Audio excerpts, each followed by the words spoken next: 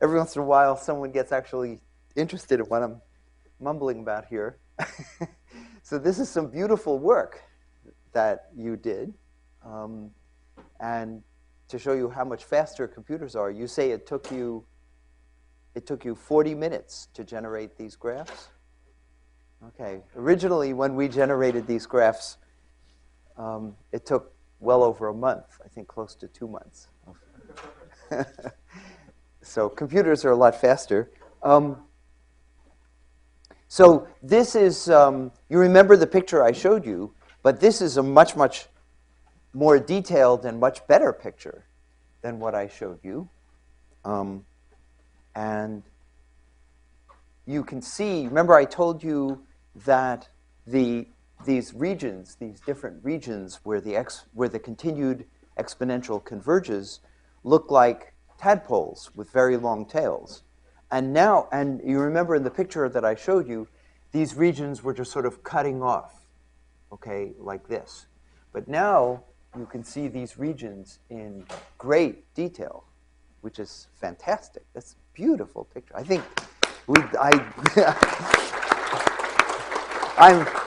I'm really impressed. This is really beautiful. But there are another couple of pictures. Let's see if I can show you.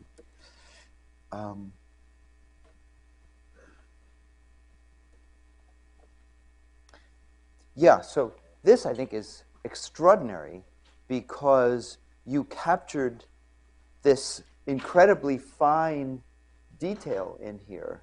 These details are just absolutely beautiful.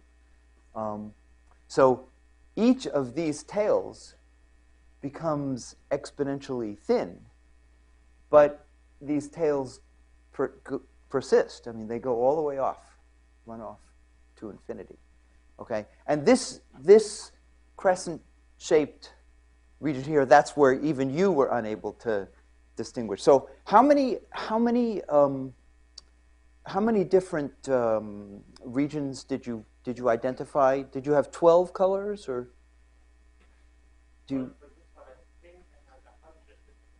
you had 100 different colors? I see. So you were actually sensitive to when you went into an orbit with 100 limit points. Yeah, I switched that a little bit. Wow. Wow. That's fantastic. That's absolutely, I see. So we only did 12. So in order to determine that you had an orbit, in order to be sure that you were in a limit cycle containing 100 limit points, how many iterations were you doing? Many thousands of iterations, obviously, right? I was doing a total of something. It's not that good precision, but I was doing a total of say 200 iterations, and then I was looking at the tail part. So the 100 isn't really good. How many decimal places accuracy were you keeping? Double precision, and then I was taking the Double precision means 16 about? isn't that it? I don't know. Yeah. Or is it, it may be, I think it's better. it could be I think 30. it's better. Yeah, I think it's 30. It could be 30 play. Okay, that's double. Okay, so it's not like Fortran double precision. This is 30. No, I think it's better than. Okay, 30 is good. 16 I would worry about, but yeah. But that's, the detail there is spectacular. Let me show you.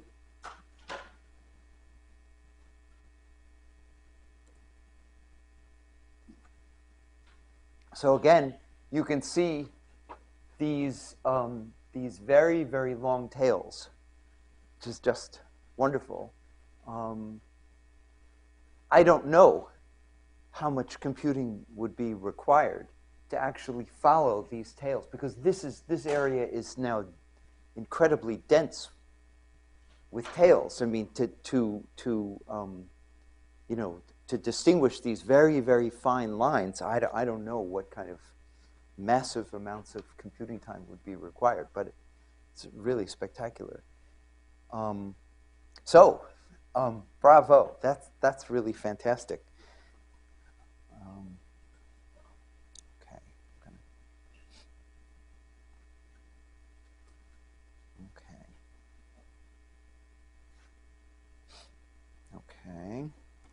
Okay, so that's, and you're working, you said you're working on some other continued functions to see what happens. Which ones are you looking at? Which of the continued functions are you looking at now?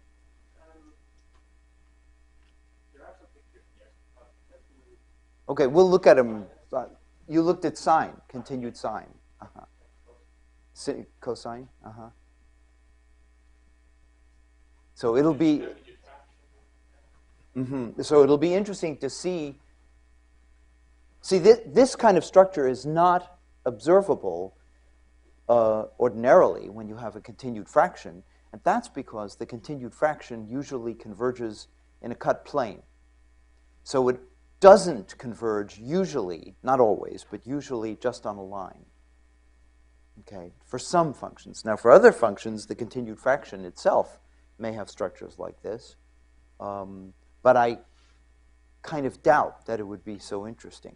But sine may be even more interesting. I don't know. And logarithm maybe. So who knows what's going to happen? It's kind of interesting. Okay.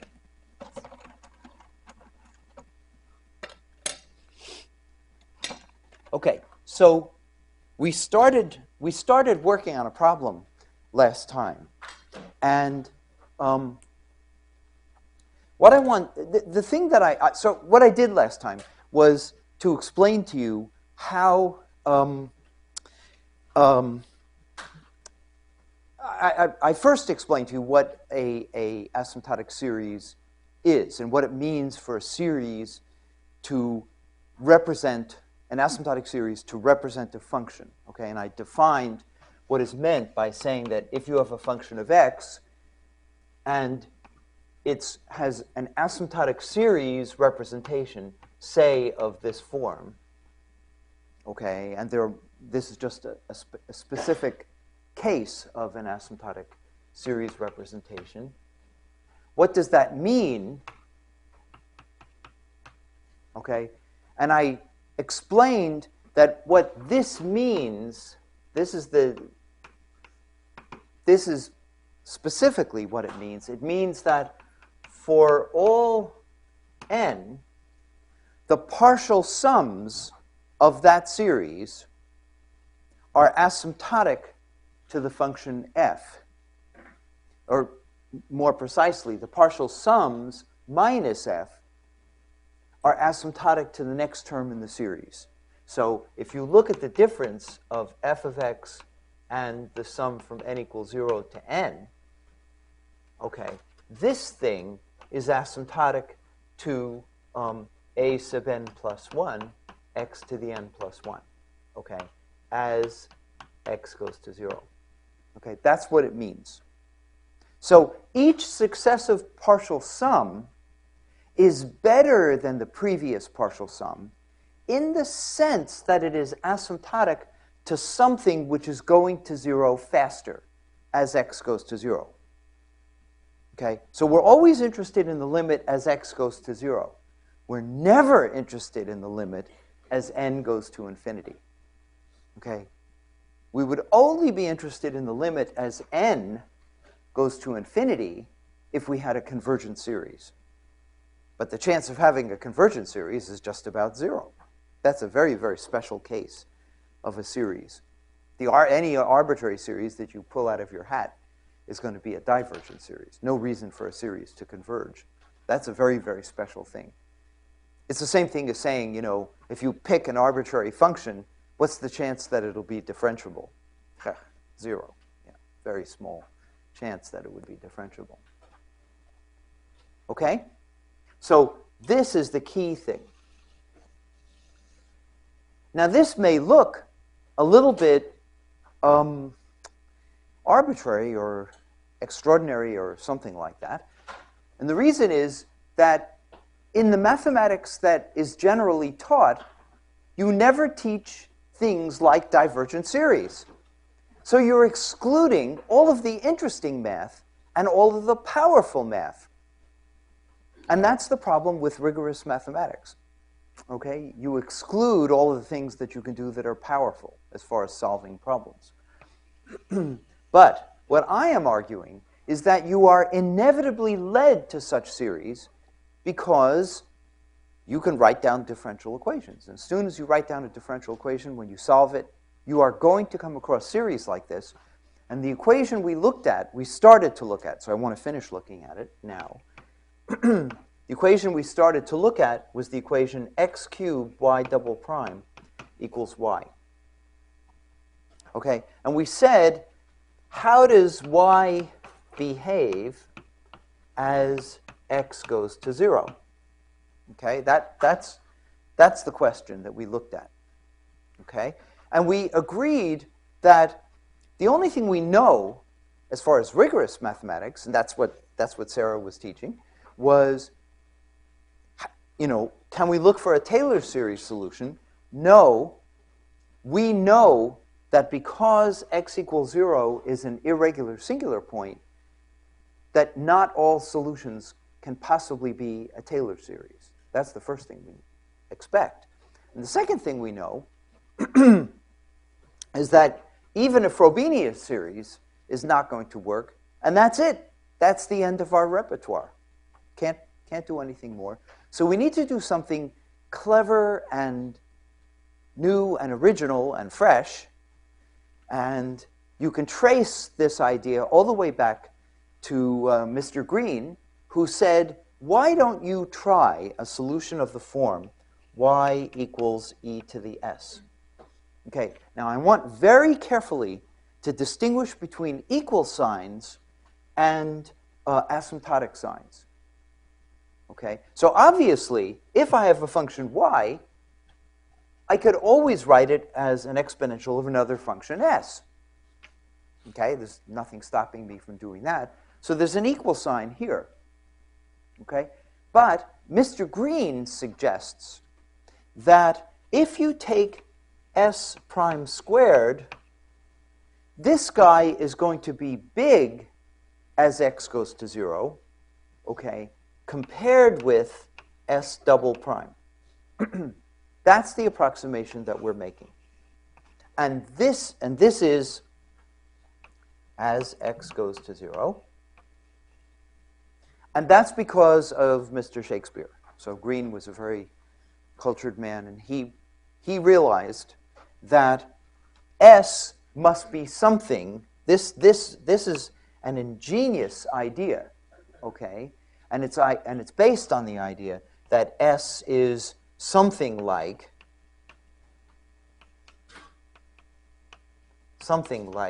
s is going to be, we're guessing that s is going to be something like ax to the b, where b is less than 0.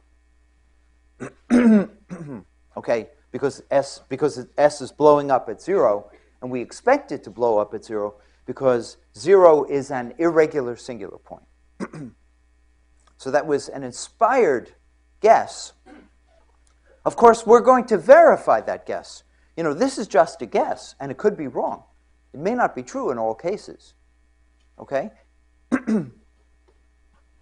But given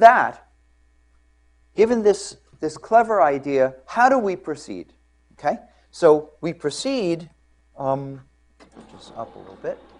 How do we proceed? We say, if this is true, let's plug this into this differential equation, and we get x cubed times s prime squared plus s double prime is equal to 1. Okay, you all understand where this equation comes from. We just differentiated this guy, plugged it in, canceled off the exponential from both sides.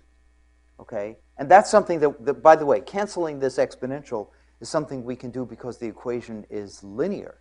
If the equation were nonlinear,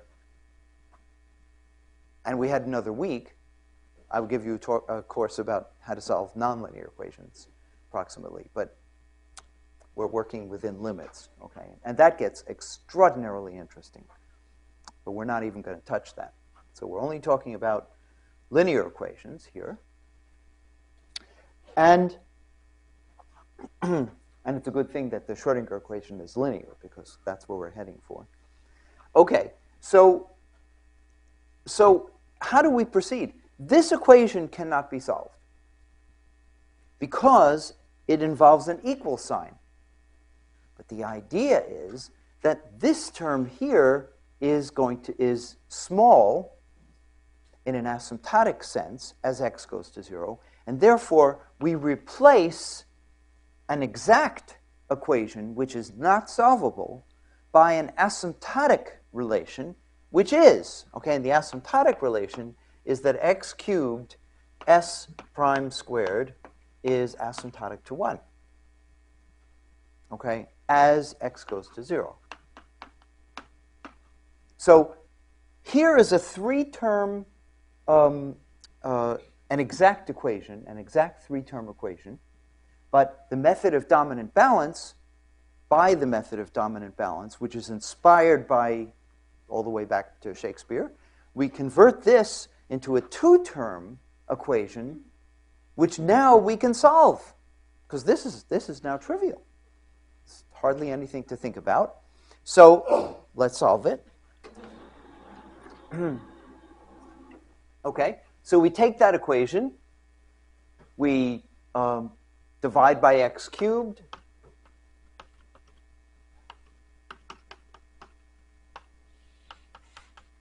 Okay, we take the square root of both sides.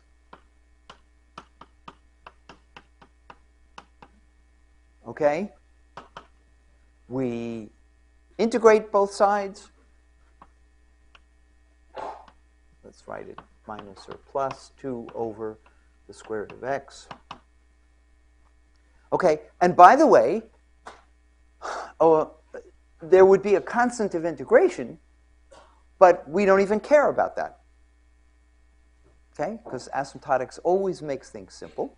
So, great. So here's this equation. We now know, yeah. Why? Because if I have some function that will go like to 5 and I add a constant, it will go to something else. Yes, but A number. but you understand, a constant is just one of many, many, many functions which are small compared with this. There may be yet something else which is more important than that constant.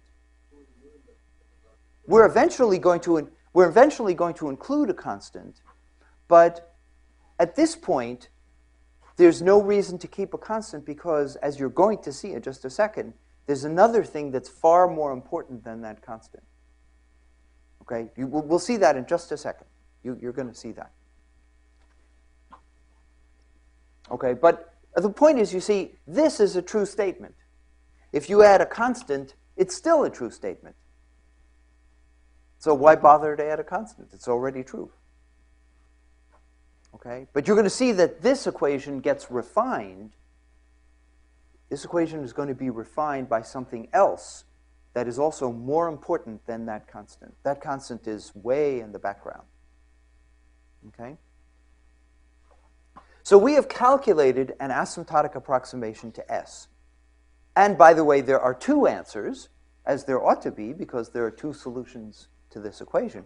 But the problem that we have at this point is that we cannot necessarily conclude that y, which is equal to e to the s, is asymptotic to e to the minus or plus 2 over the square root of x.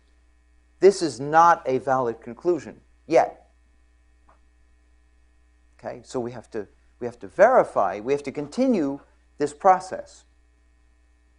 Okay, so we need to go more deeply into this equation. Okay, so how are we going to do that? Well, next step. We know that S is asymptotic to this. Let's look at the next correction. Now, as you say, you're thinking that the next correction might be a constant. Or it might not be. And we're going to find out. Okay? So now we're going to say let S... Now notice how I go back and forth between asymptotic signs and equal signs. We can now say that S is equal to the function minus or plus 2 over the square root of x plus something else. And since you think it might be a constant, okay, let's call it c. But it also might be a function. So let's call it c of x. Okay, because it could well be a function. Okay? So from this result here, I can conclude that s is equal to that plus a function. Okay? But what are the properties of that function? Okay? Where c of x is negligible compared with 2 over the square root of x. And who cares about 2? If I'm talking about negligible, it can be 1 over the square root of x. It doesn't make any difference. Okay? As x goes to 0. Now, do you see the logic here? We have calculated an asymptotic approximation to s. Okay? If s is asymptotic to this, then it's equal to it. And the difference is some other function, c, which is negligible compared with this. Okay? As x goes to 0. Now, do you all understand that? Okay? So now, okay, you all comfortable with that? Okay.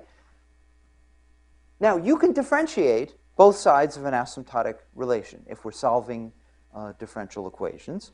And so, if it's true that c is negligible compared with 1 over the square root of x, then, by the way, c prime would be negligible compared with x to the 1 over x to the 3/2. And c double prime would be negligible compared with 1 over x to the 5/2, all as x goes to 0. Okay, great. Now, let's continue our analysis. Let's go back to this equation here, and let's no longer neglect s double prime. Okay? So the equation that we're looking at is x cubed times s prime squared plus s double prime is equal to 1. And because we have said that s is equal to minus or plus 2 over the square root of x plus c, we also know that s prime is equal to, notice I'm using equal signs here. There's an equal sign here. This is the equation we're trying to solve. Okay, so it's an equality. It's an equation, not a relation, but an equation. Okay, so s prime would be equal to plus or minus 1 over x to the 3/2 plus c prime. Okay, and s double prime would be equal to minus or plus the derivative of x to the minus 3/2 is 3/2 times 1 over x to the 5/2 plus c double prime. Okay? Do you see the logic behind this? Now, we're going to take this guy here, and we're going to take this guy here, plug it into the equation, and see what we get. Now, it's going to be a little bit messier, but nevertheless, let's plug it in. So the equation reads x cubed times, now, s prime squared, we have to square this nonsense here. So this would be 1 over x cubed from here. Squaring that would give me c prime squared, and 2 times plus or minus 2 times 1 over x to the 3/2 times c prime. Okay? So I've squared this. Now I have to plug in s double prime. And s double prime would be minus or plus 3/2 1 over x to the 5/2 plus c prime prime. And that's equal to 1. Now, let's see. I have to convince you, I guess using this thing here, I have to convince you,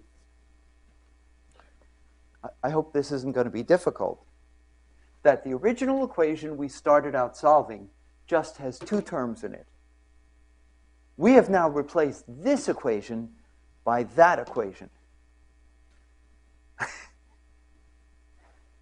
which is nonlinear and ugly as all get out. It's just horrible. It's a horrible looking equation. Okay, it isn't really absolutely all this horrible because there's a little bit of cancellation. Okay. Do you notice that the first term, 1 over x cubed times x cubed is 1, which cancels that 1. But it's still ugly. Let's cancel this against this. The equation is still ugly, of course. Okay, it's nonlinear. It's really terrible looking, okay? It's really terrible looking. If we write out the equation, you notice this is now equal to 0. So as an equation, I can take off this x cubed, okay? And I can write down c prime squared, that's the first term, plus or minus 2 over x to the 3/2 c prime, minus or plus 3 over 2x to the 5/2 from here, plus c double prime is equal to 0. So this is a nonlinear 4-term equation. Yeah? The x cubed, when x is never equal to 0 here. Nothing would exist at x equals 0. We're only interested in the limit as x goes to 0, but x is not equal to 0. It's never equal to 0 because that's a singular point. We could never do this calculation at 0. Okay, we're only interested in what happens as you approach 0. Okay, so x is never, never, never equal to 0. Okay, I mean, nothing here exists at x equals 0. This is all singular at x equals 0. Okay, so can we make progress? Well, yes, we can. Because you remember our assumption about c is that c is negligible compared with x to the 5/2. This is the method of dominant balance in asymptotics. Okay? All four of these terms are not the same size in this equation. Some of them are big, some of them are insignificant. Okay? So for example, we assume that c double prime is insignificant compared with 1 over x to the 5/2. And there is a 1 over x to the 5/2 in this equation. Therefore, this term we neglect. It's unimportant.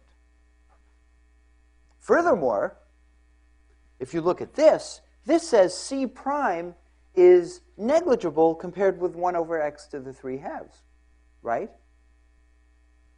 Therefore, look, I invite you to look at this term and at this term. Both of these terms contain a c prime, but this term contains a c prime times 1 over x to the 3/2. And this term contains a c prime times a c prime. Which is bigger? Okay, this clearly has to be the bigger term because c prime is negligible compared with 1 over x to the 3/2. That's great! Why is that so good? That's especially good. This is good. It's good that I could eliminate this term because now it's not a second-order equation anymore. It's a first-order equation. Okay? Why is it good that this term is negligible? Because it makes it linear. It's no longer a nonlinear equation. Here we lowered the order of the equation. Here we made the equation linear. Isn't asymptotics fantastic? This is not something that just happened to happen here. It's just a general fact. So we can throw this away compared with that term. Great. Now we have just a 2-term equation, which is linear. So let's solve this equation. So, of course, when we throw away this and this, it is no longer an equality. It's an asymptotic relation, right? So, so when we throw this and this away, we conclude that plus or minus 2 over x to the 3/2 c prime minus or plus 3 over 2x to the 5/2 is asymptotic to 0. Right? Nope, you're shaking your head. Nope, can't do that. Can't write that. Nothing is asymptotic to 0. So if we're going to do this, we have to do it carefully. We have to put this on the other side of the equation, change the minus or plus to plus or minus, and write an asymptotic sign now. and this now has to be accompanied by a limit as x approaches 0. Okay?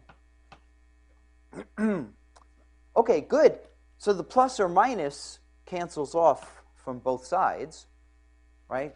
Just forget this plus or minus. Okay?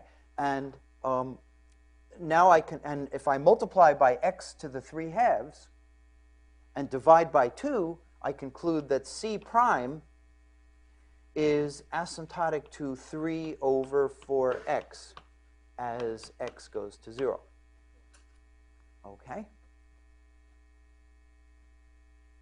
And therefore, C is asymptotic to 3/4 log of x as x goes to 0. Aha! Now here's the answer to your question. We looked at the correction to the behavior. Remember, we concluded at first that s goes like 1 over the square root of x. And you thought maybe we should add a constant. And I said, before we add a constant, let's check to see if there's something else that might be more important than that constant as a correction. Okay? And the answer is there is something more important, because a logarithm of x is always, as x goes to 0, is always much more important than a constant. Okay? So I'm not throwing out your idea of adding a constant, but that constant could only appear after we have discovered the log of x. Okay? But we have learned something else. We have learned that, in fact, it was wrong to try to exponentiate this asymptotic approximation, because the difference between s and this was still big as x goes to 0. Logarithmically big. Okay? Now let me tell you, let me now make you happy. In fact, the next term after the logarithm is a constant. Okay? And so now it's not big as x goes to 0. Okay? And we can now exponentiate this asymptotic approximation. The next term is indeed a constant. So what do we conclude from here? We are now concluding that a new and better approximation to the function s is this. S goes like minus or plus 2 over the square root of x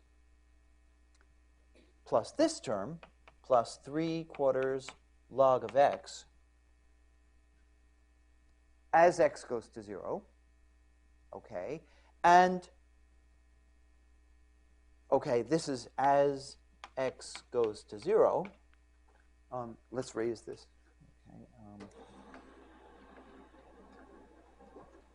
Okay, we'll raise this up. Okay, so what have we concluded? S is equal to minus or plus 2 over the square root of 2 over the square root of x plus 3 over 4 log x plus something else. Okay, that's all we can conclude at this point. And I'm not going to waste too much of your time, but I'm going to claim that d, in fact, turns out to be some constant, d, something like that, just a constant, plus a correction of order square root of x plus something else times x plus something else times x to the 3/2, and so on. Okay? So this looks like a series in powers of the square root of x. And if you continue this procedure over and over and over again, wait a minute. This reminds us of something we were doing with perturbation theory. This is pre-perturbation theory. We don't have a parameter epsilon, and yet, if you think about it, what we have done is we've taken an incredibly difficult equation, an incredibly difficult problem, namely that problem up there, that differential equation, and we've reduced it to a series of trivial, really almost high school level calculations. And the answer that's coming out has this very interesting structure. And now all we have to do to recover the answer is to exponentiate it. So we conclude that y should be asymptotic to. Now we can exponentiate it because the corrections here are small. So if we exponentiate it, we conclude that y has some constant, k plus or minus, just some number. The exponential of d is just some number. Okay? Times e to the minus or plus 2 over the square root of x. And the exponential of 3/4 log x would be x to the 3/4. And when you exponentiate this series, you're going to get a new series in powers of the square root of x.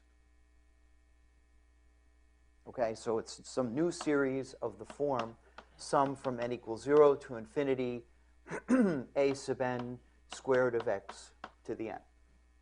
We're going to talk about this series in just a second. Okay, so we don't know these coefficients, and I claim that this is the form, but I haven't showed that to you yet, but you're going to see it in just a moment. Look at that. That is really fantastic. But now, is this meaningful? Do you believe this? This is supposed to be how y of x behaves as x goes to 0. Do you believe this? Do you think this is true? For example, let's take the simplest asymptotic approximation. We say that y of x, if you put this equation on a computer, I'm trying to relate this to reality here.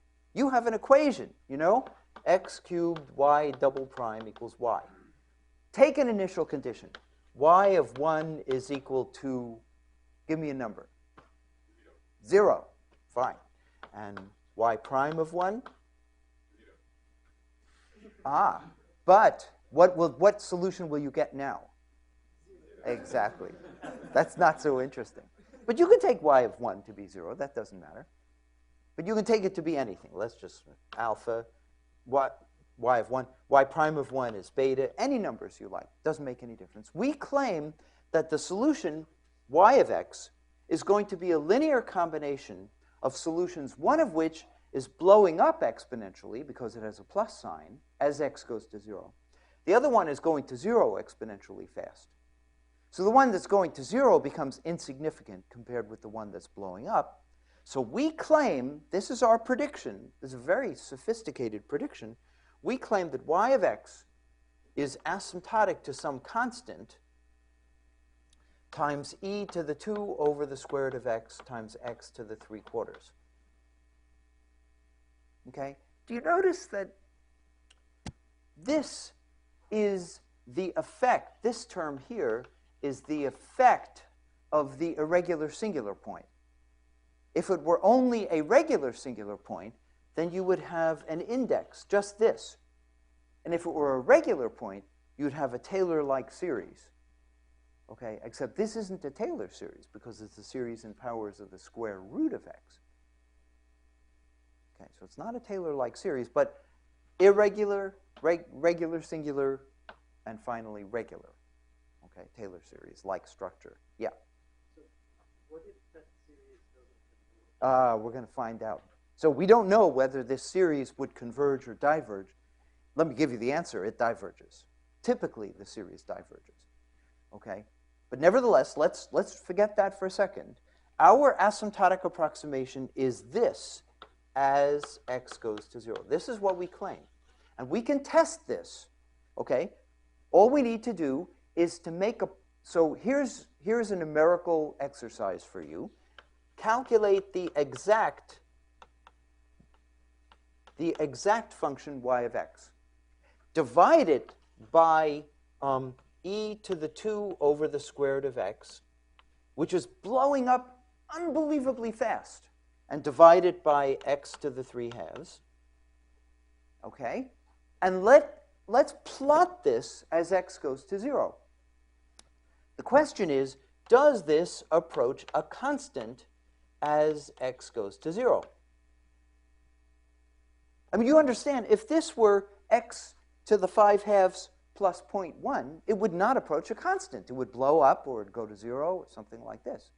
You understand?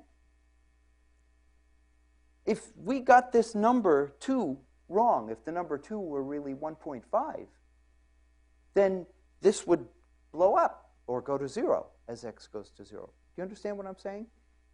So we're making an extremely precise statement about how the function y of x behaves.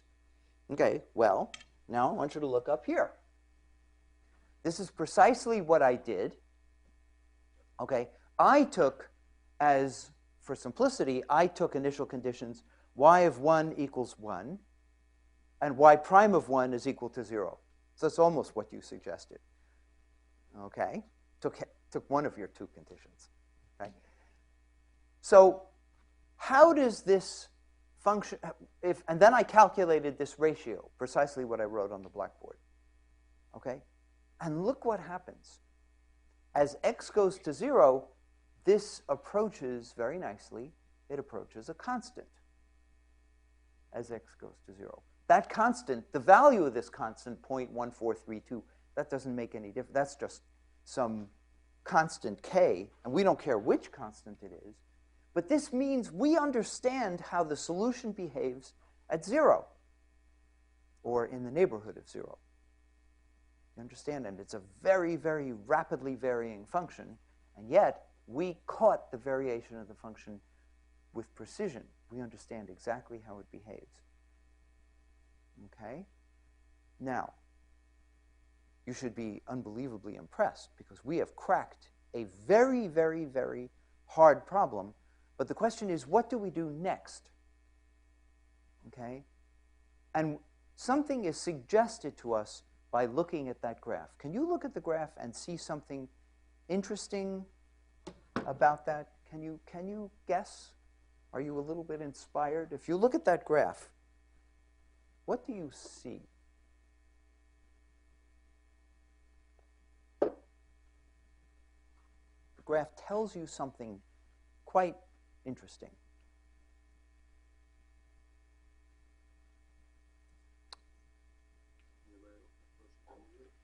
Very good.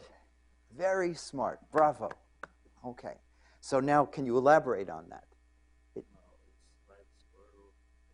Aha. Good point. That's right. That's right. So what you noticed, excellent. This is a fun class to teach. Okay. It's very difficult to teach Socratically, because if you ask questions as you go along, but you don't get answers, after a while you have to give up Socratic teaching. It doesn't work. Okay, what you noticed was very interesting. You noticed that it did approach a constant, but it didn't approach a constant the way we would normally expect. If I said, you're approaching a constant, okay, how would you approach a constant? You would think, if this is a constant here, okay, that you would approach the constant, or let's call it k, you would think that you might approach the constant like this. Okay? But that's not how we approached a constant. We approached a constant like this. Okay? So that suggests that the slope at 0, the derivative of the function at 0, is not a constant, but rather it's becoming infinite. Okay? You notice the slope at this point appears to be becoming infinite. Okay? And that is because the next term in this series is the square root of x. So if I took the derivative and asked how does it approach that constant, the derivative of the square root of x is, as you know, 1 over the square root of x, which is becoming infinite. So that's very good. That was the point. The way it approaches this point is interesting. Okay, so we have to study that. But before we do that, let's talk about physics.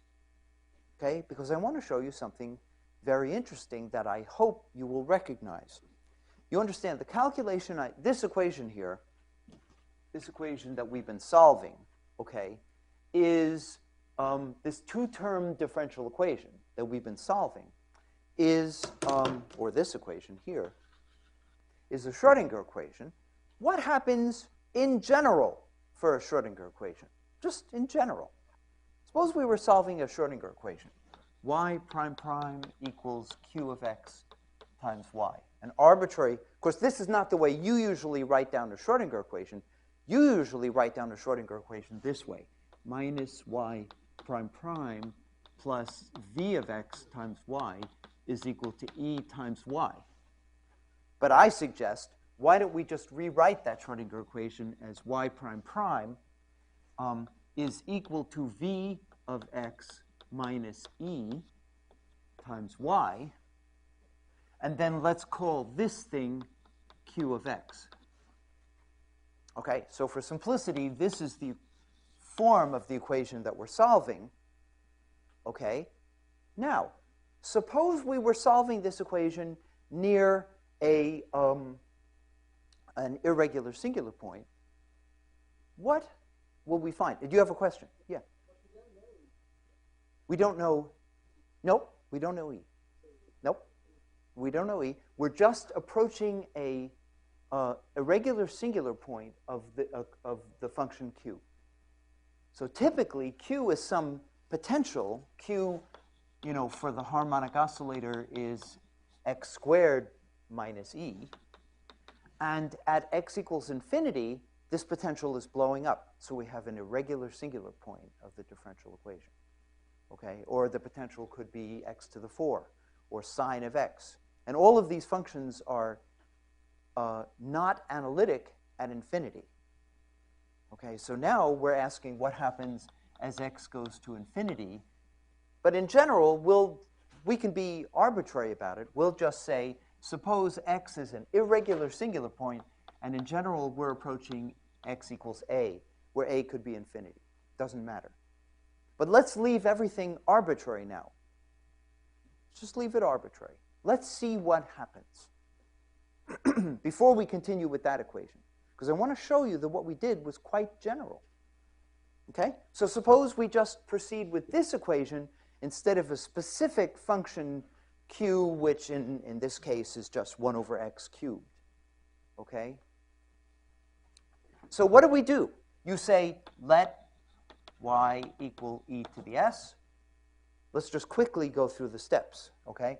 Y is equal to e to the s. Plug it in. You get you get s prime squared plus s prime prime is equal to q. You agree? Okay, that's the equality. Now we throw this away. We make an asymptotic approximation. S prime squared is asymptotic to q as x approaches a. So s prime is asymptotic to plus or minus the square root of q as x goes to a. So s is asymptotic to plus or minus the integral of the square root of q of, let's call it q of s ds. I don't like s. Q of t dt. Okay? So that's s as x approaches a. Okay? That's the first step. Zoom. Got right to the answer.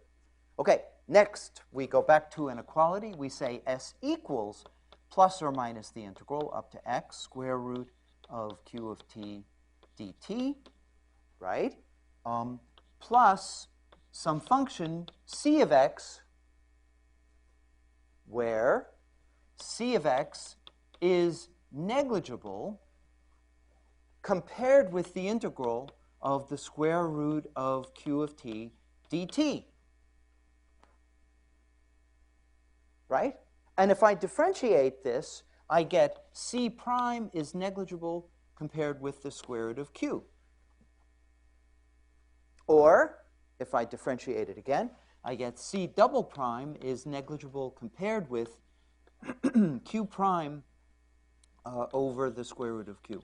Q prime over the square root of q, all as x approaches a. And I'm leaving a arbitrary. You see what I've done? I'm just repeating everything I did except in complete generality. What's the next step? I now actually differentiate this equation here. And I conclude, if I differentiate that s prime is equal to, the derivative of that would be plus or minus the square root of q plus c prime. And the second derivative would be plus or minus q prime over 2 square root of q plus c double prime. Are you following this? You got it? Now, let's take these two equations and do a more accurate calculation by plugging these equations into this. Let's take this equation over here, plug in this, and see what we get. The first term is s prime squared, right? So I square this, and if I square this, the first term I get is q. The second term I get is c prime squared. Then I get a cross term, which is plus or minus 2c prime square root of q. Okay? You all with me? So I've squared this and plugged it in. Then I have to plug in s double prime. If I plug in s double prime, I get plus or minus, oops, I forgot, yeah, here's a plus or minus. Now I get plus or minus q prime over 2 square root of q plus c double prime, and all this is equal to q. That's an equality. Look at that equation. It's horrible, right? Just the way the equation we got for c was horrible. Except we do get one cancellation. Do you remember that we canceled off right here? You remember we canceled off 1? Why is that? Why did 1 cancel? Because we got the first term in this expansion, the first term here, right. So we got the cancellation. When we do it again, we will get 2 cancellations because we got the second term right. And then 3 cancellations. It'll still be an ugly equation, but the cancellations tell us we haven't made an algebraic mistake. And notice that we got 1 cancellation here. So we have a 4-term equation, just as we got over here. There's a 4-term equation. After we did that cancellation, we had this horribly ugly 4-term equation. But then we said, yeah, but there are some terms we can neglect here. Can we do the same thing here? Yes. Why can we do that? Well, we said by assumption that c double prime was negligible compared with q prime over the square root of q, right? Here is a c double prime, and here's a q prime over the square root of q. So I suggest we drop this term compared with that. That's our assumption about c. Okay? That's great, because now this is not a second-order equation. It's a first-order equation. But it's still nonlinear. However, look, here's a c prime squared. That's the nonlinear term. And we assumed that c prime was negligible compared with the square root of q. Here is a c prime times c prime, and here is a c prime times the square root of q. Which is more important? Well, this is. Isn't asymptotics wonderful? So we will neglect this term as well. Okay? And furthermore, you notice the plus or minuses have canceled out, just as they did over here. Remember, there was no more plus or minus issue. And so if we just write down this single equation, we conclude that c prime times the square root of q times 2 is asymptotic to minus q prime over 2 square root of q. Okay, as x approaches a. So we have replaced an equality, which we can't solve, by an asymptotic relation, which of course we're going to be able to solve. And we conclude that c prime is minus q prime over 4q as x goes to a. Okay? And now we have to integrate this. So we conclude that c is asymptotic to minus 1/4 log of q. Yeah? So how do you know how c prime compares to q prime? this time, how do I compare these two terms? Is that what you're saying? Oh, I don't know. I don't know. However, what I do know is this. The method of dominant balance tells me that this guy is small compared with that term. That's all I know. Okay? And I know that this term, yeah, I was answering a different question. But we do know that this term is small compared with that term. But now the equation contains only two terms. So these are the two biggest terms. So this must be the same size as that term because there are only two terms in the equation. So we could never get 0 here. We could never get a cancellation. It's not really 0, but we could never get something small over here unless this term and this term were roughly the same size. I don't know how big this term is compared with that term. The two terms that are neglected are not necessarily the same size, but they're both negligible compared with the terms in the equation we're keeping, and we know that this and this have to be the same size asymptotically. Okay, because there's only two terms, so one must balance the other. That's what this equation says. So we get this result. Aha! Now, I claim, without proof, so I emphasize, without proof here, that we can now exponentiate the asymptotic approximation to S. Our asymptotic approximation to S is this, plus or minus the integral of the square root of Q minus 1/4 log of Q. So that's S. But Y is equal to e to the S, so I claim that Y is asymptotic to some constant with a plus or minus sign, times e to the integral dt of the square root of Q of t, and when you exponentiate that, you get divided by Q to the 1/4 as x goes to 0. We have just derived something spectacular. How many of you know what we just derived? What is this? Say it again? Yes! Boom! We just derived the WKB approximation. This is a fantastic result. This is WKB. Okay? If you look in a book, you'll see that this is the WKB approximation to the eigenfunctions of a Schrodinger equation. This is the standard WKB formula. Except we do much better than WKB because we've got all the higher order terms, which we're going to talk about shortly. Okay, yeah.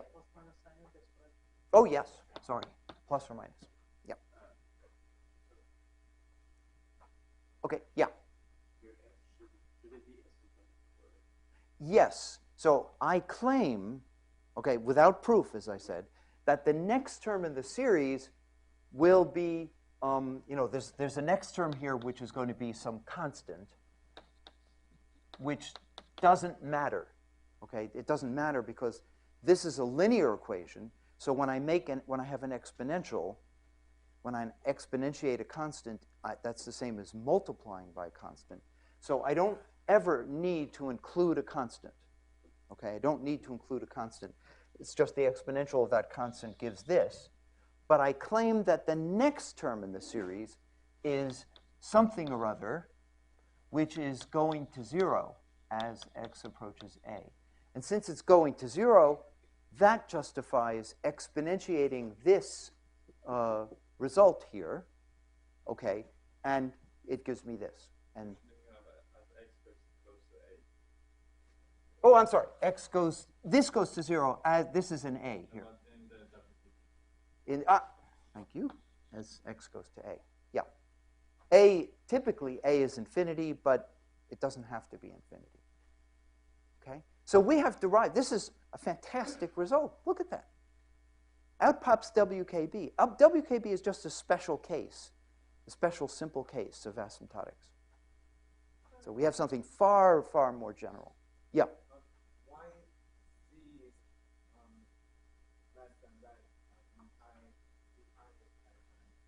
Yes, why can we differentiate? You're asking me, why can we differentiate an asymptotic relation?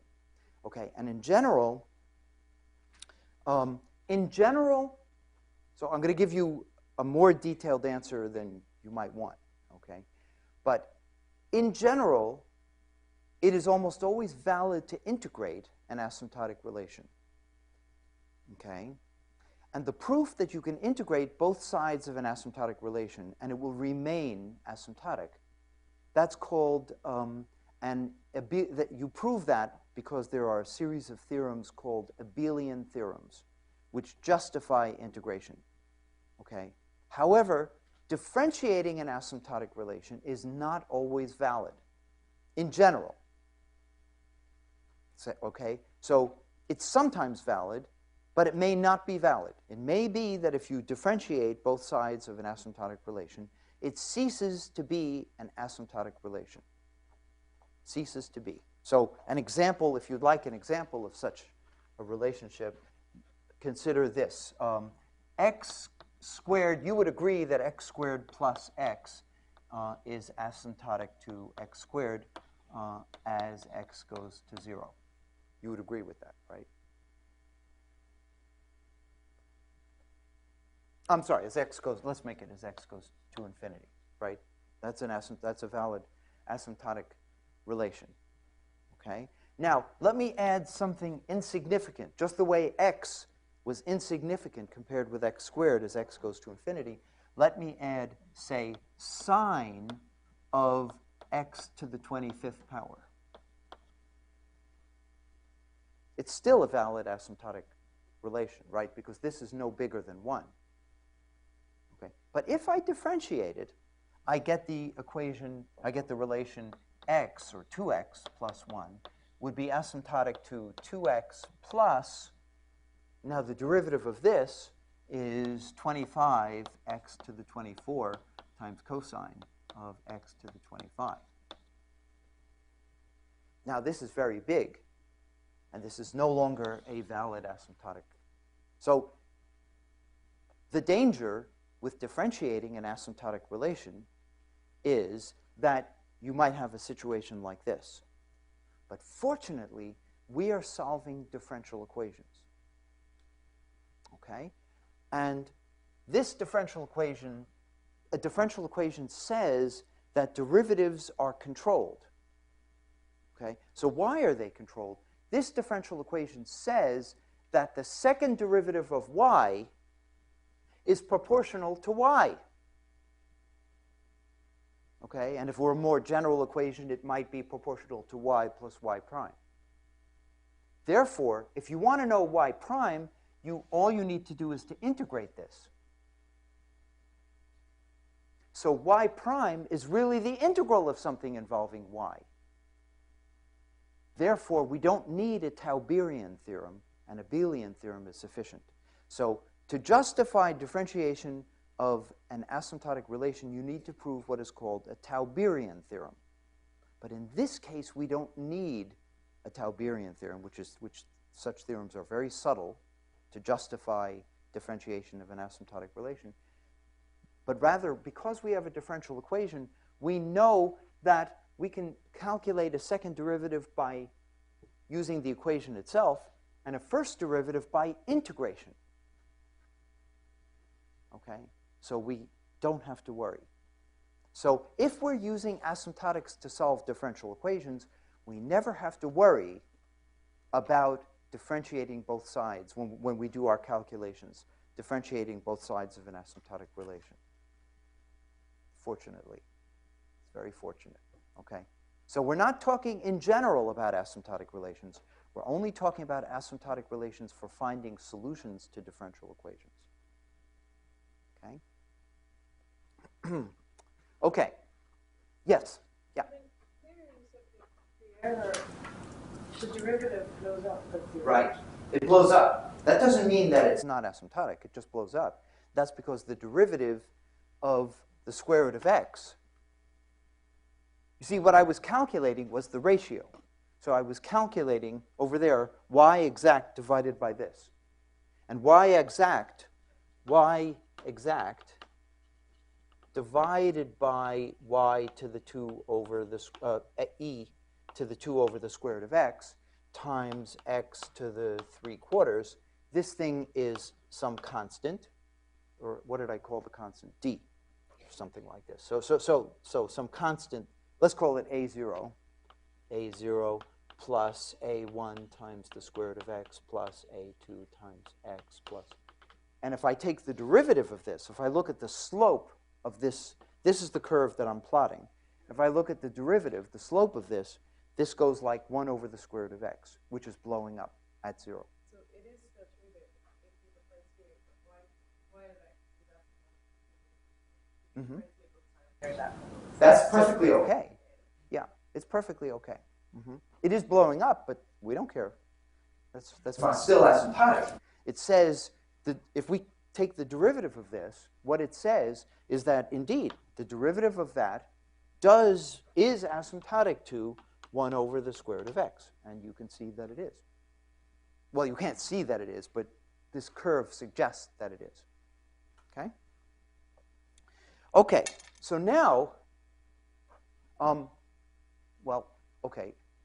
Oh, good. Now I have a problem for, oh, this is good. We'll save some time in the course. Okay, I'm not going to do the whole calculation, but because, in fact, I think that's kind of boring. But let me outline you're going to have a practice today, right? Or you don't have? That's right. This is the colloquium day. Okay, but let me do it anyway. Let me just outline what we need to do next. Let's see, where will we do that? How about? Oh no, we can make this go up.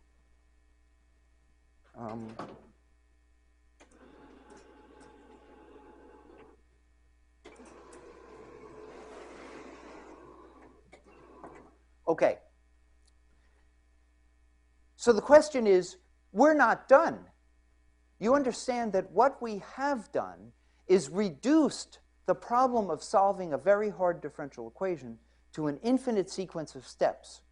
And this could take a very long time, so I'm going to do all the rest of the steps in one shot, okay? Because this is a simple enough equation that we can do that. So this is what I suggest that you do before next time, because that'll save me the trouble of boring you to tears in class. Okay, I don't want to bore you. So here we go. We are claiming that y is not equal to, but is asymptotic to e to the 2 over the square root of x times x, what is it, minus 3/4, right? Is it plus 3/4 or minus 3/4? It's plus 3/4. 3/4, okay, times a series, if we continue this process, okay, times a series of the form a sub n, and I claim it has the form x to the n over 2. And it's a sum from 0 to infinity.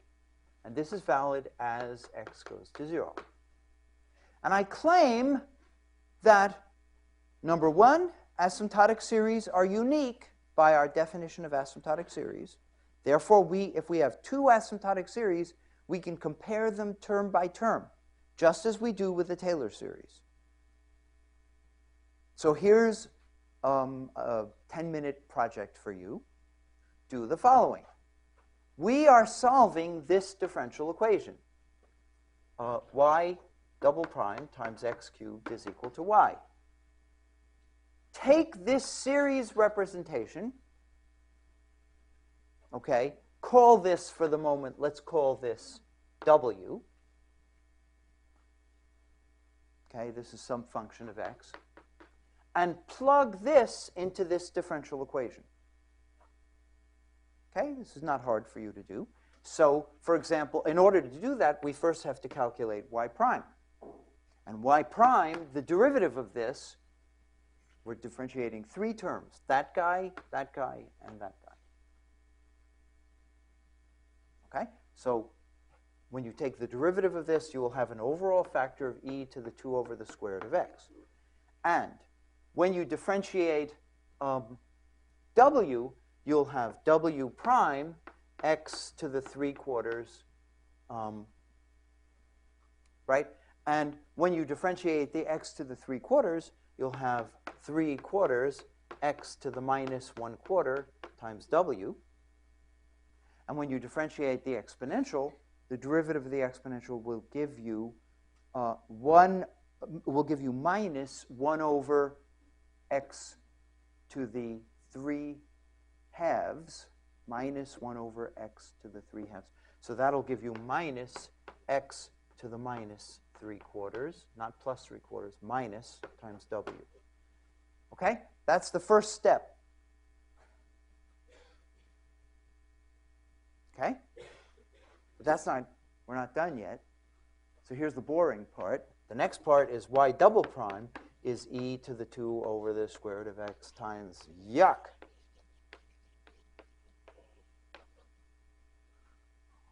Okay? Now you plug this into the equation, and you will get a 4-term equation for w. So this will give you an equation for w of the form w prime prime plus yuck times w prime plus yuck is equal to 0. Okay?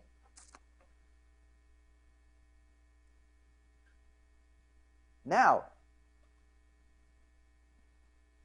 w is this series. So let w be the series from 0 to infinity, a sub n, x to the n, x to the n over 2. Plug that in. Compare the terms in this series, the resulting series, term by term. And obtain an equation for a sub n. Okay? And what you will get is a recursion relation. And this is like a homework problem, because I promise you, if you've done it right, it will simplify at the end. That's why I chose this equation. In general, this could be a 3-term recursion relation, but it isn't. It's a 2-term recursion relation, and you get a recursion relation of the form a sub n plus 1 is a plus n times b plus n over c plus n times a n, okay, times some constant d. That's the form of the recursion relation. So this is solvable. Okay? So to find the next a, all you need to do is to just do this to this to this to the previous a. That's it. Okay? And you should go home and do that. Okay? This is just arithmetic. Okay? Actually, it's a very good exercise. I think this is good to do. What are you going to find? Well, this says that a sub n, if you solve this recursion relation, a sub n is some sort of factorial. You know, this is something like n plus a factorial, and this is n plus b factorial over n plus c factorial times some constant to the n, something like this. Okay.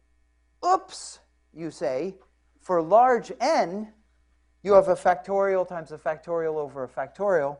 This roughly cancels, but roughly speaking, the nth term in the series is growing like n factorial. And that is the answer to your question that you asked me about a half an hour ago. Okay? So you notice that this series is not a convergent series. That's essentially always, this always happens. In fact, if we do this in quantum mechanics with WKB, the corrections to this WKB approximation are in general a divergent series. And here we have a divergent series. Divergent series are inevitable. They come up when you solve differential equations. You may not like series to diverge. Maybe in your gut, you're still back in college and you're saying, no, all series have to converge. I hate series that diverge. Nope, you have to face up to it. because this series naturally comes out of our analysis, and we have to do something with the series. When we solve this differential equation, the answer comes out in this form, and this is a divergent series, and we have to do something about that. Yeah. Oh, wait, just before I answer, just one last remark. The first term here, because we can pull out a constant, we can pull out some constant here.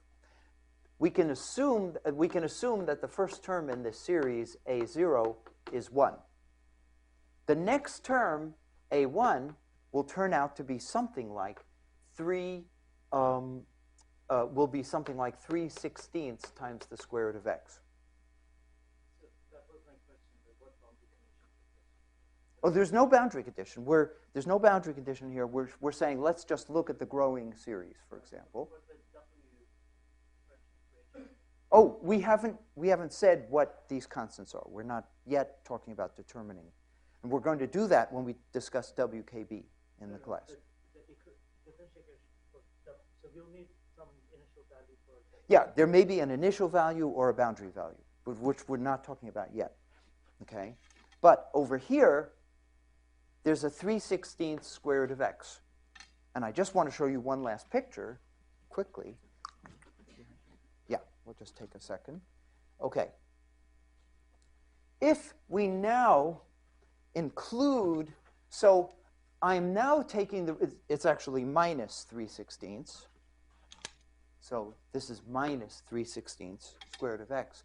If you now say, let's look at the ratio between the exact solution y of x and this, this exponential times x to the 3/4, but also the first two terms in that series, now look at the way it approaches this constant. It's the same constant, 0.1432, but now look at the way our improved asymptotic approximation, that is, the effect of including one term, or rather two terms in this series, not just one term, but two terms in the series. Look now at how wonderful the approximation is. You understand, this is 0.12 here. This is 0.13, 0.14, 0.15. The error, I mean, this is just a tiny sliver out of the whole y-axis, okay? Look at how accurate this asymptotic approximation is. So all the way from about 0.6 or 0.7, something like that here, all the way down to x equals 0, the relative error between the exact solution and the first two terms in the asymptotic series is just a few percent. You see that? It's just a few percent. In fact, this calculation was done in the limit as x goes to 0, right? But apparently 0.7 is close enough to 0 to have a really accurate approximation. How close do you have to be to 0 to say that you're near 0? We don't know. But if you look at this answer, you notice that from here on down, this is a fabulously good approximation, and we've only taken two terms in that asymptotic series. If we take three terms, it gets even better. Okay? Okay, now, I'm sorry. I interrupted somebody's question, or I think I did. Did I interrupt? No, I didn't. Okay. Yes, question. Good. How do you know you're looking for series of before x squared over 2? Nope. You remember we introduced a c of x, and that gave us this logarithm.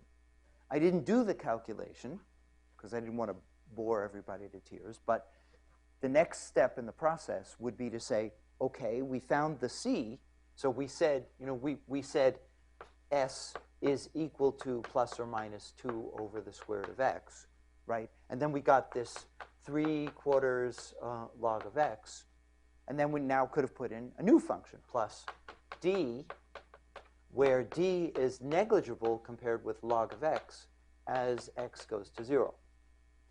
And now you find that d when you solve the equation, that d is asymptotic to a constant which you can always ignore, because this is a linear equation and an additive constant in the exponential is just a multiplicative constant over the solution. So who cares about a constant? And the next term is the square root of x. But we're looking at the limit as x goes to 0. So when we exponentiate the square root of x, it's actually minus 3/16 square root of x. When you exponentiate that, minus 3/16 square root of x, that is approximately 1 minus 3/16 square root of x. That's where it comes from. And if I said, all right, set this equal to minus 3/16 square root of x and put in e.